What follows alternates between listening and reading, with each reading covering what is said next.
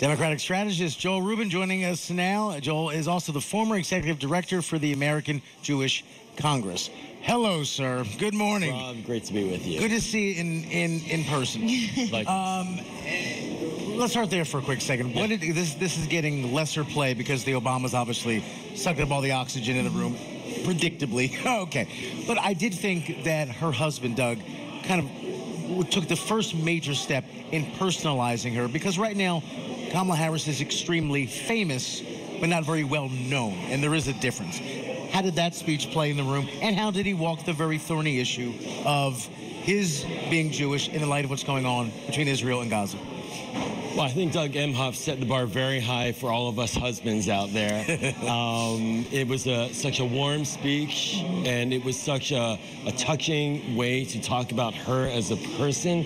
The anecdotes that he gave, especially the poignant one about how the vice president was speaking with his daughter and had a very serious look in the midst of all her official and political duties. And so that's the kind of window that Americans want to see, that we want to see, that I want to see as a person, as a voter, as a father.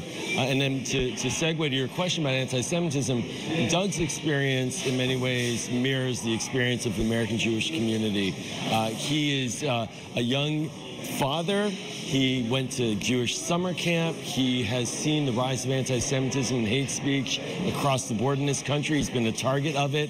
And so by his giving voice to that, that is an incredibly powerful bully pulpit to have on the side of those who don't want there to be hate in this country. He's also put words into action with supporting a plan to counter anti-Semitism during the first administration, during President Biden's term. So it was impactful, it was empowering. It gave me confidence as an American Jew and as a dad. And hopefully it also opens up a door to a broader discussion about how to combat hate across the board in this country. What I thought was really interesting when Doug Emhoff was speaking was how he was talking about just like how they exercise both cultures. You know, he said, I go to church with her on Easter. She makes a mean brisket for Passover. And that was really, I think, personal, and a lot of people can resonate with that. But when it comes to the protests that we've been seeing, yesterday was a little bit more intense than the day before. What are you expecting or hoping to hear from Vice President Harris when it comes to the Gaza conflict? And what do you think is really what Jewish voters want to hear?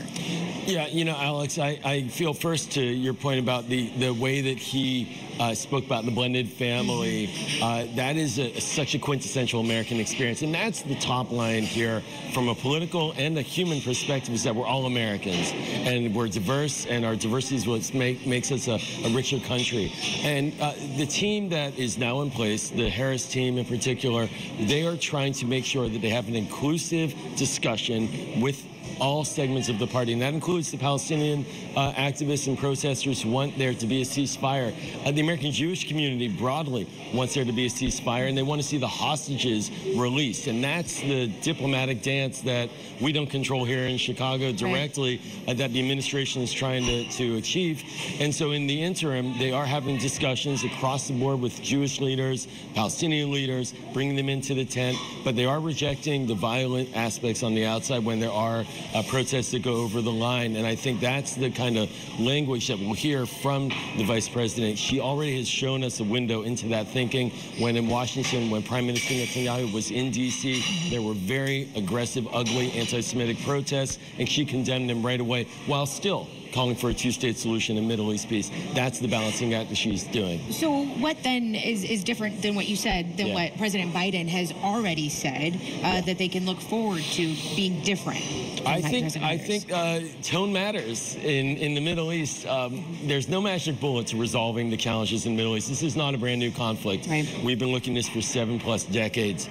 And the way our leaders speak about it speaks volumes to how the American people will think about this conflict. And the more the tone is about inclusiveness and problem solving, the better it is for our policymakers to then assert this is how we're going to do it. Now, President Biden has tried very hard, and I've been a strong supporter of his policy. He has tried very hard to show the empathy. I think Kamala Harris, frankly, that's in her DNA, and she has been a leading voice in the administration since the early days of this war on that. And I think that has opened up possibilities for her with the communities that are affected most directly. And just real quick in 20 seconds, what do you think Tim Walz has to do tonight in his speech? I think what he has to do is pump up the crowd, make sure people understand the message that President Obama and Michelle Obama tried to put out there last night, which is this is not in the bag, people, and we got to work. And the coach is going to be the coach, and he's going to say, get excited, be happy, be pumped up, but get to work. That's his task tonight. And to be Midwest nice and folksy and be and fulfill that persona that people do nice like. People around here in this Midwest. What is this? It's a wonderful, warm city, this Chicago. It sure is. It absolutely is. Joel, thank you so much for being here Alex. with us today.